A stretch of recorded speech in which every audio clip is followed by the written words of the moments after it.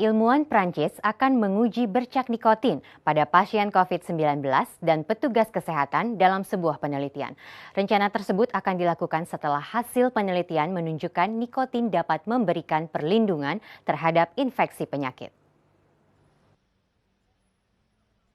Para peneliti di Rumah Sakit Pitié-Salpêtrière di Paris mengatakan penelitian mereka menunjukkan bahwa perokok kurang terinfeksi virus dibandingkan orang lain dan bahwa nikotin dapat mencegah virus memasuki sel. Spesialis penyakit dalam Zahir Amoura dan ahli neurobiologi Jean-Pierre Sanche menemukan dalam studi pendahuluan mereka terhadap 480 pasien. Hasilnya dari seluruh pasien yang dirawat di rumah sakit karena COVID-19, hanya 5%-nya yang perokok. Membandingkan dengan jumlah perokok dalam populasi umum berdasarkan jenis kelamin dan usia yang sama, perokok memiliki risiko 80% lebih rendah terinfeksi dibandingkan bukan perokok. On s'est rendu compte que le taux de fumeurs était très bas, 5% chez les malades à peu près. Ça, c'est la première étape. Et la deuxième étape, quand vous avez ça, vous devez essayer de vous comparer à la population générale pour voir s'il y a une vraie différence. Et heureusement, en France, en 2018, on a une étude qui est faite sur 10 000 personnes dans la population générale.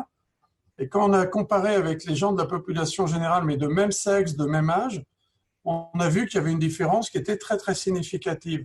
Donc, très schématiquement, les gens qui fument, ils ont 80% de moins de risque d'avoir le Covid symptomatique, donc de venir consulter ou d'être hospitalisé, que les gens qui ne fument pas.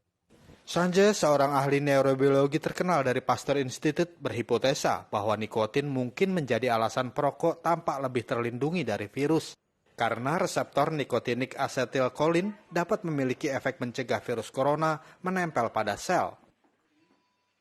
En fait, le coronavirus interagirait directement ou indirectement d'ailleurs avec le récepteur nicotinique et que la nicotine entrerait en compétition entre, ça c'est le virus qui arrive sur le récepteur et la nicotine empêche ça, c'est pas. Reseptor nikotinat diketahui aktif dalam infeksi rabies dan Institut Pasteur mencari hubungan yang serupa antara reseptor semacam itu dan COVID-19.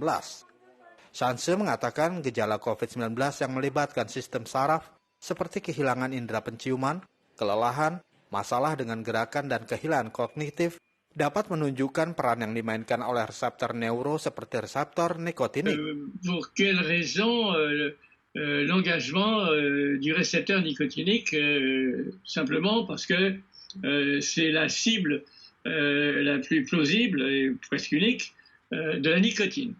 Alors il y a plusieurs types de récepteurs nicotiniques dans l'organisme et il y en a à la jonction neuromusculaire. Nous y reviendrons, il y en a aussi dans le cerveau, beaucoup.